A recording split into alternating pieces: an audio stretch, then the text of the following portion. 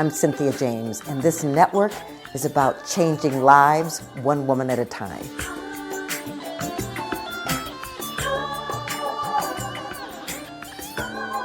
Welcome to Women Awakening. I'm your host, Cynthia James, and I'm so grateful that I get the honor to introduce you to extraordinary women, women that inspire me, women that have said yes to their lives, women that have taken sometimes lemons and made lemonade. And so I'm grateful for the opportunity to be with you.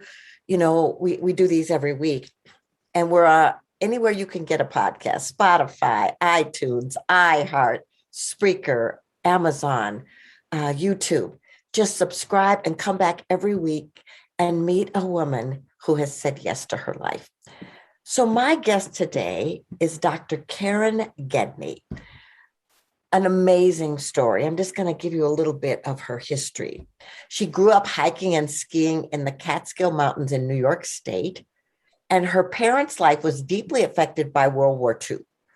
Karen's grandmother, along with her mother and her 7 siblings, tried to escape when the Russians invaded Germany. And then Karen's mother and her family spent years surviving starvation, lice, freezing, and being held prisoner under the Russians. That trauma caused her mother to be overprotective and isolating, which could have caused Karen to be painfully shy and feel socially awkward. But from the time she was 9 years old, Karen dreamed about being a doctor.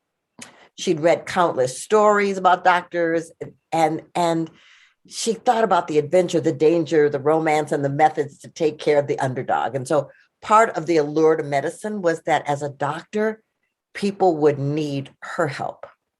So she, in order to finish medical school, she received a scholarship. And in exchange, she was required to spend 4 years caring for the underserved. And she was directed to the Northern Nevada Correctional Center, where she became the first woman doctor to serve at a men's prison. Before the 4 years were up, she was determined to turn her work as a prison doctor into a career. She saw the difference she could make in a population that needed a doctor who would stand up for them and protect them from abuses of power. But then on Friday, the 13th of October, 1989, she faced a huge challenge where she was held prisoner by an inmate. He was one of the many patients that she had been supporting, being assaulted and raped by that inmate, and then seeing him killed by the SWAT team affected her emotionally and made her doubt herself. And she had to find a way to deal with the shock, the anger, and then find forgiveness. All of that led her to being an advocate for prisoners and families of prisoners. It has become a life calling. And I am so grateful that you are here, Karen. And I'm excited to talk to you and for you to talk about the fuel that makes you do this work on the planet. Well, thank you, Cynthia, for that lengthy introduction there.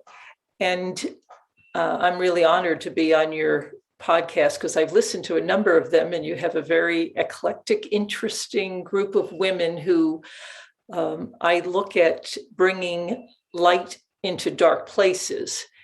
And I will say a prison and the way it is structured and the way it runs, it's an incredibly dark place.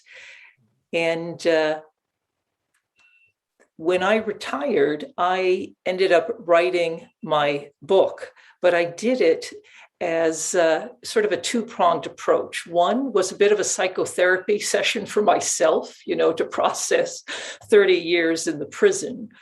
And the other was to try to get the outside world to see the inside of the prison through my eyes, which I had eyes where I was curious.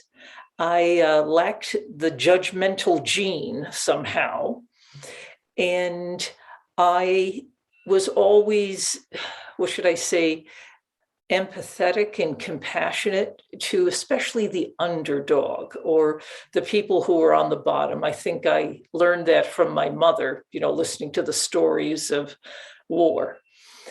And I also had a very unique, what should I say, entrance into the prison, because one, I was the first female doctor they had ever been exposed to in the prison setting.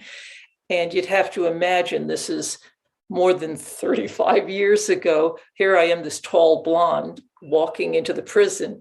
And I was married to a Black man, in Carson City, Nevada, which had no Black people. I mean, none, like 40,000 in the city. No Blacks. And when I entered the prison, 1 out of 4 of my patients were Black. And, in the 3 prisons on the outskirts of Carson City, which was just wild to me because I couldn't wrap my head, like, where'd they come from? And I didn't realize in those days, this is back in the 80s, they hadn't built the big prisons in Las Vegas yet, that area of Nevada. Right. So they had been shipping them up north, away from their families, and everything else. I'm sorry, yeah. I want to get back to this, but I want to I'm fascinated by your story because first of all, where you came from, the lineage, where you came from, and your mother being overprotective, but you being this curious child. And So what was it that kept calling you to be a doctor? Aside from, being attracted to the underdog, what was it? It's sort of an odd one for me because I'm maybe an anomaly in that neither one of my parents even graduated high school, and they never really encouraged me to be a doctor. They had this sort of German mindset, like, you should get a real job. Right? Yes. All right, there's that. And then the other thing is, my mother was very affected because she grew up in, let's say, sort of like the child of a farmer and a butcher and, work with your hands, and had a real class consciousness. Like in Germany, it's Frau Doctor, it's like a whole different class. And so I don't think she ever wrapped her mind around how she had a kid who wanted to be a doctor. In fact, my parents sort of made it clear, like, that's nice, but at 18, you're on your own. Right. So I just was unbelievably fortunate to get scholarships. Otherwise, I don't see how in the world I could have ever done it. And I was oriented to work. So I worked a lot as a waitress and things like that. And when you said, what was it about being the doctor? When I was in school, I really loved science, and I loved to try to understand why people thought like they did and why they acted like they did. But also I was always in this questioning mode. And I also think in 3rd grade, I ended up in the hospital for a week. And it was such a horrible experience for me, and I mean horrible experience for me, that I somehow decided also that I had to make sure that I would have to be a doctor to take care of myself. Yes. You see what I mean? Right. I mean, that was a piece of it. But also there was, as you mentioned in my little introduction, I romanticized what it was to be a doctor. I mean, I was reading novels like Buccaneer Surgeon, Surgeon of the Roman Legion, where, and in my mind growing up, I just looked at the adventure and the romance and making a difference and fighting against abuses of power. And I made the decision to be a doctor. And I still remember this, 9 years old. My parents, because they were German, and my father, he made his 2 daughters I was the oldest. My sister's 1 year younger. He basically made us do everything he had wanted to do as a child, but because of his miserable upbringing, had never been able to do. So he wanted to play the accordion. So I had to play the accordion, and I'm not musically gifted at all. That was really problematic for me. And I remember going to an accordion lesson class, and on the drive, I'm looking out at the window and I'm thinking about the stories I read. And I remember I'm going to be a doctor. And I remembered that I had to remember this moment in time because I knew that's what I was going to do. And I knew it would happen. It never occurred to me all the hurdles I would have. Right. And when it was a calling. Yeah, it was. I just knew it. I mean, it was one of those things I just knew. And when I told my, in school, you go to 7th grade and they go guidance counselor who was a male.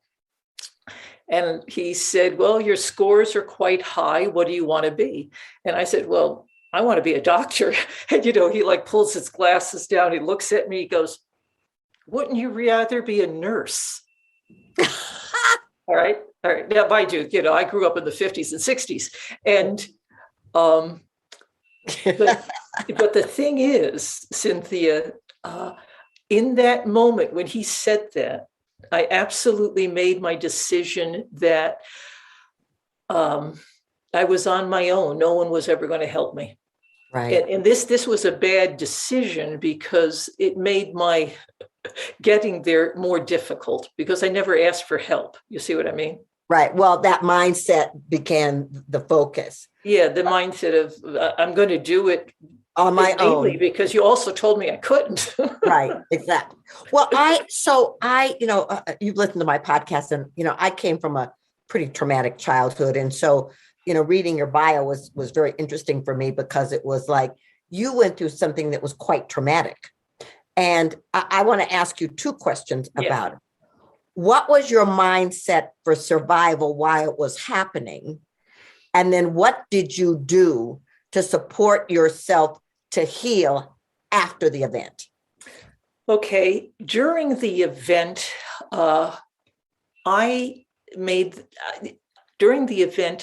I had anger versus fear, which is very different.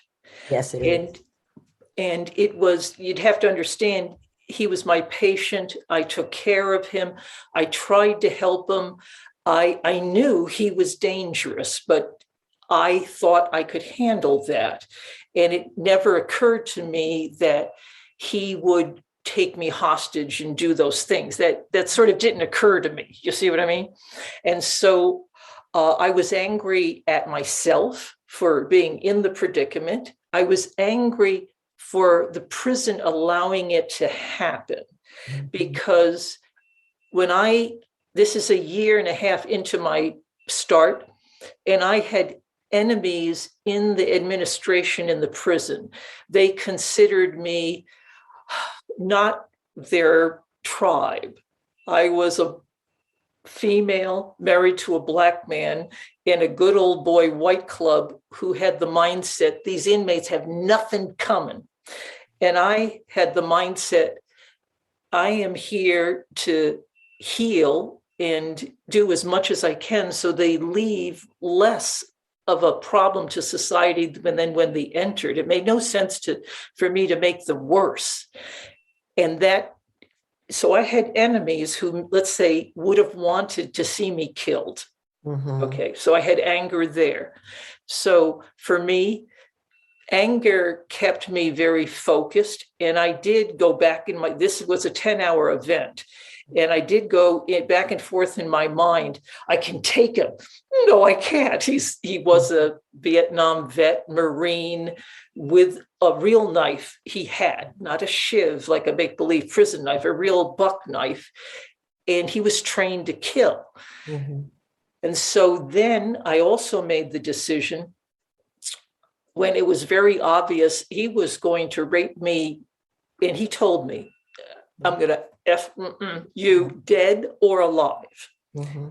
And I decided alive. Yeah, good. I mean, this is, I have two trucks. Yes, because I I'll go can with a lie. escape, maybe. Yes, Right, I'll exactly. go with a lie. And when that happened, I took control because I decided, okay, if it's going to happen, I am not going to show him one drop of emotion. Okay, to be in absolute control. And then maybe I'm a little bit, my personality is I want to be in control. That's why I want to be a doctor too. But I sort of intrinsically knew that that was the best for me versus being afraid. And then also there was something, I don't know, almost righteous for me to not give him what he wanted. You see what I mean? Exactly. And so when it happened, I absolutely, and I dissociated my mind and my body. Yes. And I remember I'm on the floor, of my exam room, basically, and I'm looking at like the dust bunnies and dirt underneath the exam table in the prison. And I'm focusing on that, and I'm just disassociating. And after the event, it was like all the tension in the room went to zero. Now, and then, of course, the SWAT team getting me out with the concussion grenade and everything. When that grenade went off, and everything, I thought, poor Cliff, that's my husband. I never even gave you a baby. And I mean, I really thought that was the last thoughts in my mind, because that concussion thing just, you're concussed. And then this big guy in a flak jacket is yelling and screaming and dragging me over the inmate's dead, bloody body. Now, my healing on the other end was, everybody reacts to trauma differently. Yes. So the warden debriefed me, but I'm being debriefed in front of my husband with a transcriber, and I was in shock. So I didn't really tell him really anything. I didn't tell him I was assaulted or this or that. I did the most minimal yes, no, and I was like in shock. And I went home, and I had to hide. I had to hide in my husband's car because of the media and nonsense. So I get home, and my poor husband, he's like out like a light because he had been, he had been waiting for all those hours. And I have so much adrenaline. I couldn't sleep. I couldn't do anything. And then I did what my German mother, Eva Maria Charlotta, taught me. My mother's still alive, she's like 92. And I scrubbed and cleaned every floor in my house, right? Because for me, some people eat, some people drink. I have to do some physical activity. That's how I was trained. And so I cleaned everything. And then I was still wired. I couldn't sleep. And the next day, my husband really understood me. He understood me. And he didn't pressure me. And he also knew I just could not be around the house because the media were going to attack it. So he goes, okay, Karen, we're going up to Lake Tahoe. That's where, that's a 40-minute drive from us. And he said, we're going to hike. And then we're going to have a great dinner, and you're going to dance all night till you drop dead, basically. And that's what really happened. I just tired myself out. Well, first of all, what an incredibly conscious, loving man to know that you've already been traumatized. You don't need to be pushed and prodded anymore. Right. So that would, but I also, what I intrigues me about your story is that you were conscious enough to deal with your own survival in the midst of it. And that happens for a lot of people who've had traumatic experiences, and then they have to navigate it after. But I'm interested in, after all of this, something in you says, I still want to be a benefit to this population and to their families. And so talk to me about that. Yeah, that it's a couple of different things. One is when I came back, the prison custody office administration, they really said nothing. But the compassion I got from the inmate population was incredible. Incredible, you see, because you'd have to imagine the inmate population. I had been there a year and a half. They knew that I cared about them. They knew that I actually was a doctor with skills. I'm a board certified internist. I gave chemotherapy. I have skills. So, and I was a female, and in a inmate convict mentality, their code, you might take a guard hostage and hurt them, but someone who is their advocate and cares about them and then hurt them, they were like, this is not us. And so their compassion was incredible. In fact, I still have the card, 43 lifers, because this particular guy who took me hostage was a lifer. I still have the card. You want to see it? It's right. Mm-hmm. This one sec.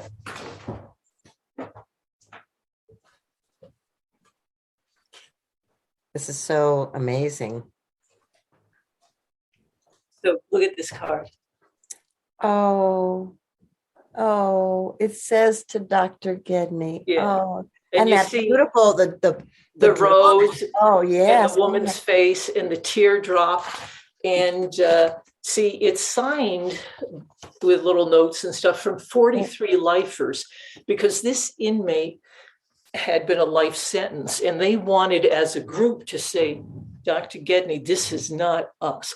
But their compassion really helped me heal, but also it showed me, a side of them that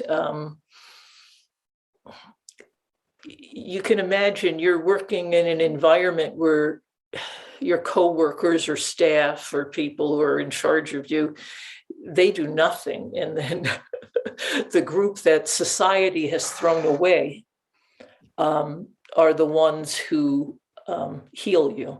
Yes. And then on top of it, Cynthia, I had spent a lot of time teaching as well the inmates to, focus on emotional intelligence, right? Yes. And to understand why they do what they do. And when you teach it, you're aware that, okay, events happen, and absolutely how you decide, how you look at it makes all the difference in the world, right? I mean, I taught that it's like one thing to teach it. It's another thing to do it, right? Right. But how you deal with the issue is the issue. That's right. The only thing. Right. And so I knew, okay, I'm talking to myself. I said, okay, Karen, do you want to be afraid the rest of your life about people that you're supposed to take care of? And that'd be like, absolutely not. Do I want to be afraid of sex in the future? Absolutely not. Do I want to be a victim? Absolutely not. And okay, that's traumatic. What are you going to do? All right, how do I turn a traumatic thing into a triumph? So I looked at it as, this is a crisis, but it's an opportunity to also transform, and I wanted it to mean something, not be whatever victimhood. Right. And so I ultimately, I even talked about hostage things and rape things with the police department people. I talked about it at the prison level, the new officers coming in, because I really wanted them to know, if a staff member has been traumatized, that they don't back away, that the prison comes up with some sort of idea about how to handle trauma. I mean, they also didn't know what they were doing. Right. You see. Well, what is so inspiring for me is that I believe questions have power. And a lot of times people ask the disempowering questions, but all of your questions were, who do I want to be? How do I want to show up? How do I want to live? Right. And then you chose. And so that's exquisite to me. I think it's an example for all of us, because many of us have been traumatized on different levels. Right. And then we get to choose how we want to deal with it. I want people to know how to find you. How do people find you? Well, they find me, it's best to go with the website, discoverdrg.com. And DRG is Dr. G, because that's sort of what the inmates would call me, because they massacred my name. And if people are interested in what 30 years behind bars as a prison doctor was like, but also what I really saw that needs to change, my book, 30 Years Behind Bars, Trials of a Prison Doctor. And you always talk about women making a difference. And when I left the prison, I realized there had never, ever been a book written by a female prison doctor in the United States. Right. And I thought, well, I did 30 years. I sort of grew up in the prison. And also, there are very few prison docs that are held hostage in the United States. I mean, that's another very rare sort of thing. And I wanted the outside world to sort of like be there with me from the day I enter to the day I leave. And I didn't want to tell them what to think. I wanted them to experience all the stories. And then I will say, Cynthia, I get, emails and different things that come back to me where people will say, I always hated inmates because X person killed my brother, but this changed everything for me in my life. Or I have had people in the Attorney General's office, contact me and said, I've always hated inmates. And this changed the way I thought about them. Well, I love that you wrote the book. And I think it is a different perspective. And it's a perspective from experience, but also from your passion to be in high service. And so that's exquisite to me. So I asked the same last question of every guest. So this show is called Women Awakening. Why do you think this is an important time for women awakening on this planet? I think that women are incredibly good at bringing light and new perspectives and compassion into difficult, dark situations. And I think we're on the precipice of a sort of dark time in terms of polarization and climate and the new technology, the media that sort of gives the emphasis to everything that's bad because it's attention seeking. Mm-hmm. And I think this is a time that women need to lead in terms of more of what I would consider the soft skills, but the incredible skills of nurturing and compassion, healing, understanding, listening, and use power, but not force. I love that.